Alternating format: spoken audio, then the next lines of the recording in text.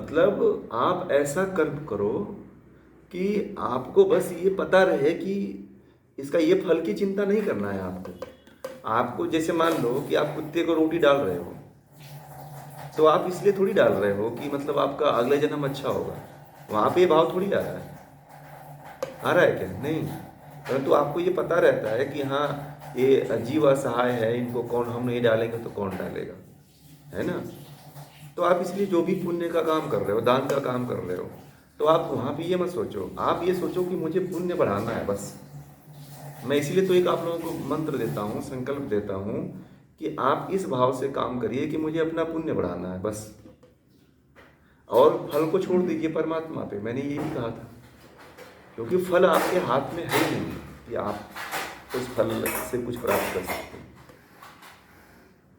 ठीक है, ये भाव रखिए बस।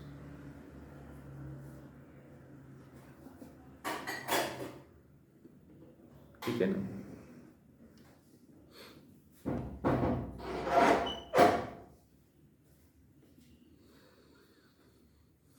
और बताइए।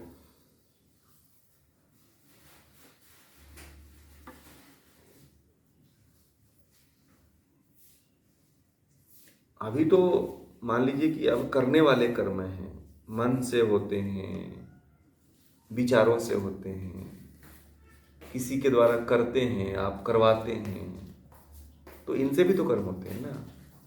तो उसको भी आपको थोड़ा सा संभालना पड़ेगा, उसको भी देखना पड़ेगा, उसको भी व्यवस्थित करना पड़ेगा।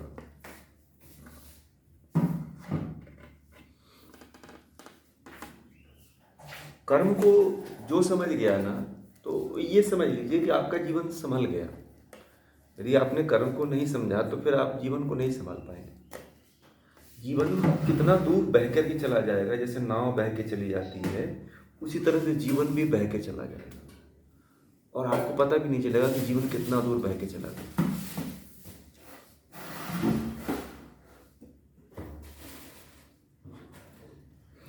बड़े बड़े ज्ञानी लोग भी कर्म में को नहीं समझ पाते हैं, और समझ करके भी कुछ लोग नजरअंदाज कर देते हैं। आपको पता है कि ये कर्म अच्छा है, ये कर्म बुरा है, फिर भी व्यक्ति बुरे कर्म को करता है। करता है कि नहीं करता है? बताइए, है कि नहीं?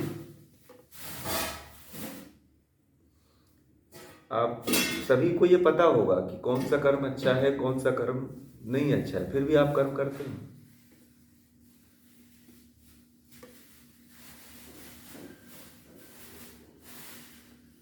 कभी आप लोगों ने सोचा है कि हमने बुरा कर्म था फिर भी कर दिया, अच्छा कर्म था उसमें अच्छा करना था फिर मैंने बुरा कर्म कर दिया उसमें भी? तो ये तो भाव अपने भीतर पैदा करना पड़ेगा ना, बार बार अभ्यास करना पड़ेगा। कर्म को क्रियात्मक रूप में लेने का प्रयास करिए आप लोग। कर्म को जब तक क्रियात्मक रूप में नहीं करेंगे तब तक वो कर्म गहन रूप में नहीं आएगा। समस्याएं आती रहेंगी उसमें, दिक्कतें आती रहेंगी उसमें। और चाहे छोटा कर्म हो या बुरा कर्म हो, बड़ा कर्म हो, छोटे, आप ये मत समझना कि हमने तो छोटा ही कर्म किया है तो इसका कोई बहुत बड़ा फल हमें नहीं मिलेगा, कर दो इसको, कोई दिक्कत नहीं। चाहे आप कर्म छोटा करो या बड़ा करो, दोनों का फल लमसम में उतना ही मिलता है, ले दे करके। ठीक है? जैसे मान लीजिए कि आपको एक चोट लगी, या आप एक साधारण अंगुली में अंगुली कट गई आपकी, ठीक है, या फिर आपको एक बड़ा आपका एक्सीडेंट हो गया, तो भी हॉस्पिटल जाते हो कि नहीं जाते हो? हम्म? चाहे छोटा सा कट लग जाता है तो भी हॉस्पिटल जाते हो, या बड़ा एक्सीडेंट हो गया तो भी हॉस्पिटल जाते हो, जाना तो पड़ता है ना? बोलिए, पड़ता है। ये होता है कि जो छोटा उंगली का कट होता है थोड़ा जल्दी ठीक हो जाता है, और जो बड़ा एक्सीडेंट होता है उसको ठीक होने में बहुत समय लगता है और बहुत कष्ट भोगना पड़ता है, ये भी होता है।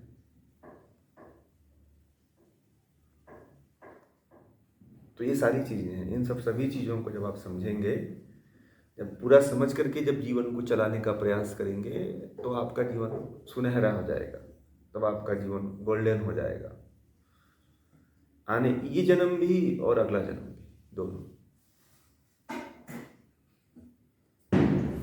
हाँ हाँ।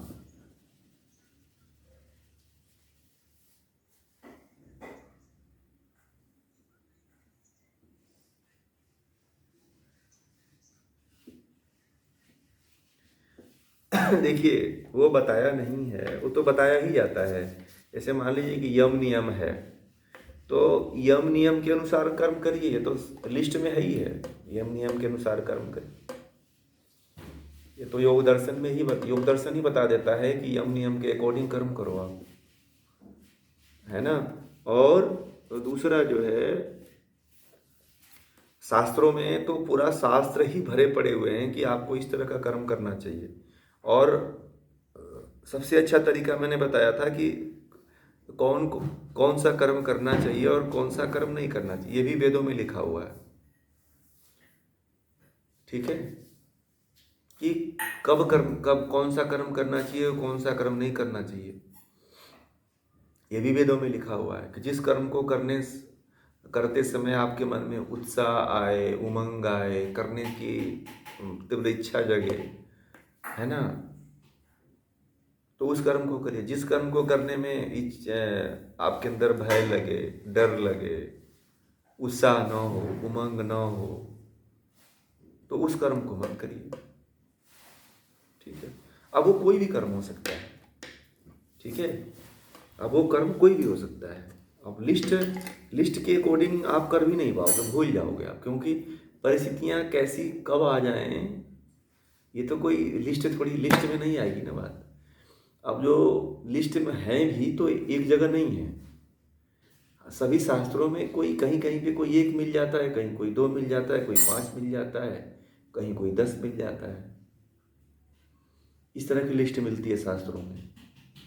तो पूरा एक जगह कहिए कि कोई लिस्ट किसी के मिल जाए तो नहीं मिलेगी। हाँ, ये आप कह सकते हैं कि परिस्थिति के अनुसार जो है, जैसी स्थिति बने उस तरह के कर्म में अब आपको ये ध्यान देना है कि हमें कौन सा कर्म करना चाहिए। और मान लीजिए कि आपके सामने एक परिस्थिति आ गई, एक व्यक्ति डूब रहा है, पानी में डूब रहा है, तो अब यहाँ पे आपको कौन सा कर्म करना चाहिए।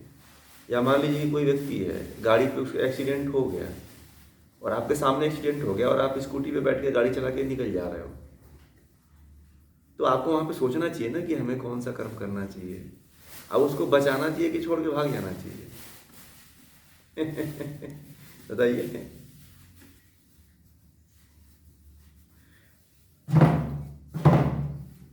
हाँ, खुद से जुड़ के, मतलब अब आप वहाँ पे आपका कर्तव्य बनता है कि चलो उस व्यक्ति के, मान लीजिए अगर जिंदा है तो कुछ हेल्प कर दें, कुछ उसको ऑक्सीजन का व्यवस्था कर दें, नहीं तो आसपास के डॉक्टर को बुला दें, हम नहीं लेके जाएंगे, पुलिस क्लेम हो जाएगी, तो चलो किसी को, इसके घर वालों को ही फ़ोन कर दें कि भैया आके ले जाओ, इसका एक्सीडेंट हो गया। तो आपका इतना कर्तव्य बनता है कि किसी कोई व्यक्ति मर रहा है, कोई बुरी अवस्था में है, तो आप उसकी, आपका जो कर्म बनता है उसको करिए, ये नहीं कि भागिए। परिस्थितियाँ कब क्या हो जाए ना, वो परिस्थिति के अनुसार डिपेंड करता है। आपको आपका ये कर्तव्य बनता है कि कोई भाई असहाय है, कोई इस अवस्था में है, तो उसकी मदद करनी चाहिए, आपके अंदर ये भाव जगना चाहिए,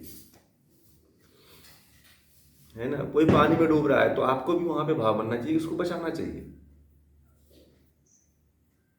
अब एक परिस्थितियां नहीं बनेगी, बहुत सी परिस्थितियां आएंगी। अब वो परिस्थिति, उस परिस्थिति में आपको सही सत्य का रास्ता चुनना है और सही रास्ते का चुनाव करना है। असत्य का, कायरता का, देख करके भागने का, या कर्म न करने का इस तरह का भाव आपके अंदर नहीं जगना चाहिए, ठीक है ना। कर्म इस तरह से करिए। आप ये छोड़ के, जैसे मान लीजिए कि आपने विवाह किया है, आपने बच्चा पैदा किया, तो अब आप बच्चे पत्नी है, बच्चे हैं, तो कुछ लोगों को वैराग्य हो जाता है, या पति पत्नी से परेशान हो जाता है, तो कहता है कि मैं छोड़ के भाग जाऊँ, तो महात्मा बुद्ध भाग गए थे, मैं भी भाग जाऊँ। तो वहाँ पे ये नहीं भाव सोचना चाहिए। अब ये सोचना चाहिए कि जब मैंने शादी विवाह किया है, बच्चे पैदा किया है, तो हमारा कर्तव्य बनता है कि हम इसका निर्वहन करें। अध्यात्म में जाना है तो जाओ, आप कौन रोका है अध्यात्म में आपको? भाई अध्यात्म किससे होता है? चित्त से होता है, मन से होता है ना? तो मन को आपके पत्नी या बच्चे ने पकड़ के बैठा है क्या, या लॉक कर दिया है क्या उसमें? बोलिए।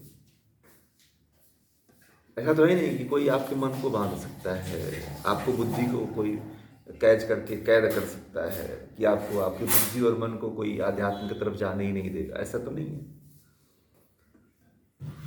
ये आपको सोचना चाहिए कि नहीं, हमें ये कर्तव्य भी करना चाहिए और अपने मन और बुद्धि को परमात्मा की तरफ लगाना चाहिए।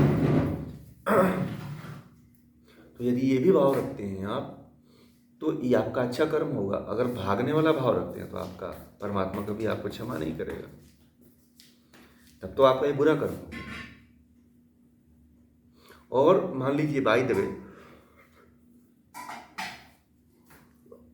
आप भाग भी गए छोड़ करके पत्नी को, बच्चे को, ठीक है, अगर आपने भाग भी गए और भागने के बाद भी आपने परमात्मा को या केवल समस्या से छुटकारा पाने के लिए भागे हैं, तब तो परमात्मा आपको नहीं छोड़ेगा। और दूसरा, यदि आप भागे हो और परमात्मा को प्राप्त करने का प्रयास नहीं कर रहे हो, या उसके मार्ग में नहीं हो, या उस साधना नहीं कर रहे हो, तो भी परमात्मा आपको नहीं छोड़ेगा।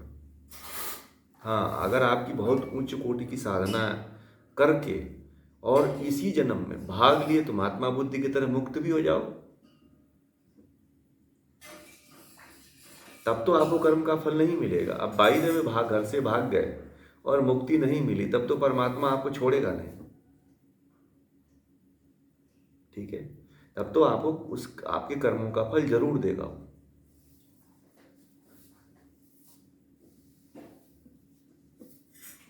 ठीक है, ये है। तो हर समय जो परिस्थिति आती है या कोई ऐसी समस्या आती है या स्थिति बनती है, तो उसके अनुसार आप खुद निर्णय लो कि इसमें क्या सही है।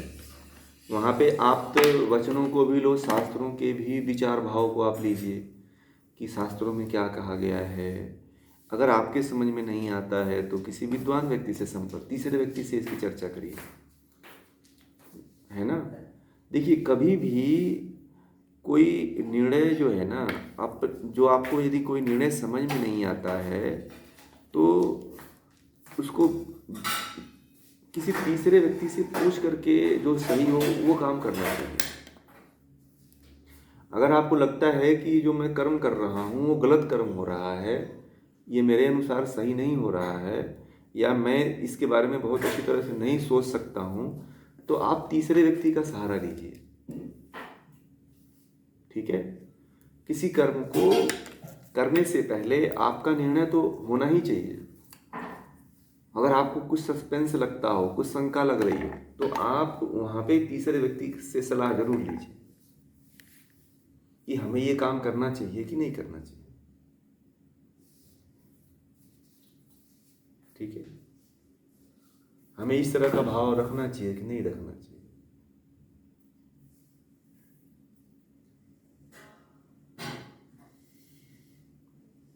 तो ये है, बहुत जरूरी ये हो जाता है कि जब आपको समय न हो, परिस्थिति एकदम आपके विपरीत हो, अनुकूल न हो, तब तो आप वहाँ पे समय ही ना हो आपके पास, तो अपना निर्णय लीजिए। अगर आपके पास समय हो, अभी एक लड़की ने,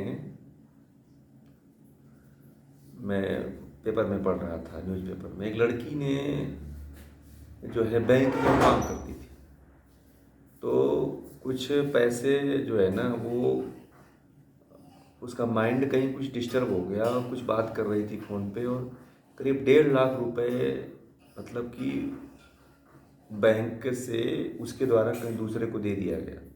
कैशियर थी वो। तो अब बैंक में उसको पैसे भरना था, नहीं भरेगी तो फिर दिक्कत आएगी ना, क्योंकि उसके द्वारा गड़बड़ हुआ था पैसा। तो अब उसने जो है बिना बताए हुए जो है अपने घर वालों से या बिना किसी से पूछे ही वह पर्सनल लोन ले लिया, तुरंत पर्सनल लोन ले करके और 1 लाख रुपए उसमें बैंक में भर दिया। और बैंक की कैशियर थी वो। अब क्या हुआ, अब क्योंकि उसके घर में उसके पिता थे, उसके भाई थे, उसके पति थे, अब उनसे उसके बारे में राय विचार विमर्श नहीं ली, ठीक है। और उस दिन से वो मेंटली डिस्टर्ब होने लगी, पागल टाइप की होने लगी, ठीक है। और धीरे धीरे धीरे धीरे उसका डिस्टर्बेंस और बढ़ता चला गया, पागल ही पूरी तरह से हो गई वो। जब पागलपन उसके अंदर आ गया, जब उसकी काउंसलिंग की गई तो पता चला कि इसने तो पैसे का जो है हेर फेरी उसके साथ हो गई थी कुछ। तो जब काउंसलिंग हुई उससे, काउंसलर ने कहा कि भाई आपने तो, आपको बताना चाहिए था घर वालों को। घर वाले कहे कि 1 लाख रुपए, उसका पति बोला कि मैं तो तुरंत दे देता पैसा, ये समस्या ही नहीं आती। तो कोई भी काम करने से पहले आपको किसी व्यक्ति से सलाह मशवरा जरूर करना चाहिए, ठीक है। आपको नहीं समझ में आता है, आप वहाँ परेशान हो, तनाव में हो, डिप्रेशन में हो, एंजाइटी में चले गए हो, तो वहाँ पे सोच समझ के दूसरे का सहारा लेना चाहिए। आज बहुत से युवा जो है लोन लेकर के आत्महत्या कर ले रहे हैं, है ना। तो वहाँ पे ये विचार सोचना चाहिए क्यों आत्महत्या कर रहे हो। वहाँ पे तीसरे व्यक्ति से राय लो ना, फिर आपको तीसरा व्यक्ति रास्ता बता देगा आपको कि ये काम करो आप। तो कोई भी कर्म अपने हाथों से नहीं समझ में आ रहा, आपके द्वारा नहीं समझ में आ रहा है, तो तीसरे व्यक्ति का सहारा लो आप लोग। आप चाहे कितने भी अनुभवी हो गए हैं, कितने भी आप बुजुर्ग हो गए हैं, कितनी ही आपकी उम्र बढ़ गई है, कितना ही आप कोई बड़े पद पे हो, ठीक है। आप ये भाव मत सोचो कि मैं लोगों से पूछूंगा या अपने से छोटे व्यक्ति से पूछूंगा या अपने से बड़े व्यक्ति से पूछूंगा तो मेरा इसमें इंसल्ट होगा। ये अपने अंदर से भावना हटा देना चाहिए कि मैं बहुत बड़ा हूँ, मैं तो अधिकारी हूँ, या मैं कोई बहुत बड़े पद पे हूँ, या मैं कोई बहुत बड़ी उम्र, मेरी बड़ी उम्र है फिर भी मैं किसी दूसरे से जाकर के सलाह लूँ, ये शोभा नहीं देता है। इस तरह का भाव विचार अपने मन में नहीं रखना चाहिए, ठीक है।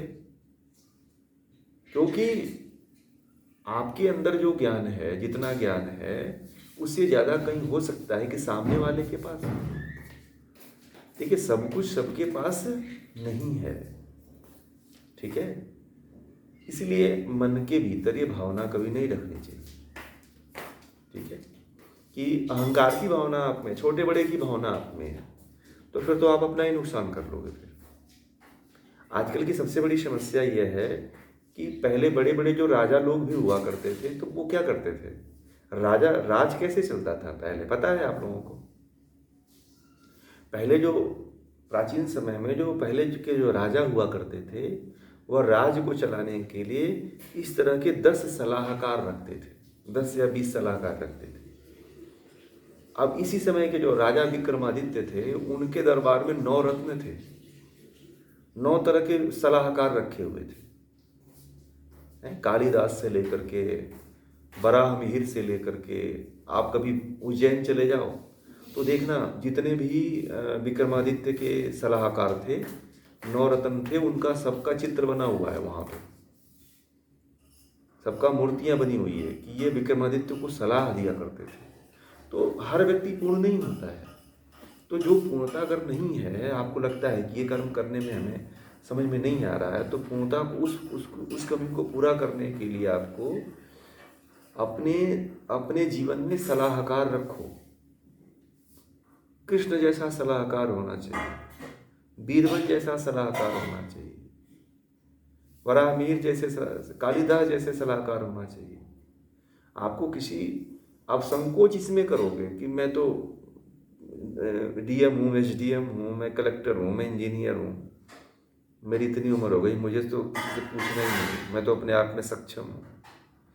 यही भाव आज के लोगों के अंदर डिप्रेशन, तनाव, एंजाइटी, आत्महत्या जैसे पागलपन, अनिद्रा आदि बीमारियां उत्पन्न कर रहा है। इसलिए ये भाव अपने अंदर से कभी भी नहीं रखना चाहिए।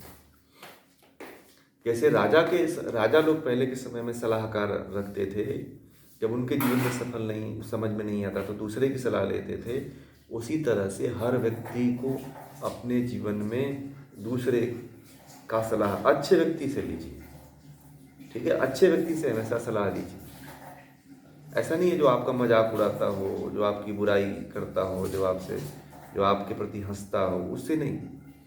जो आपसे ऊंचा हो, जो ज्ञान रखता हो, विवेक हो जिसके अंदर, या कोई गुरु हो, या कोई आचार्य हो, या कोई दोस्त हो, या मित्र हो, या माता पिता हो, उनसे सलाह लो आप,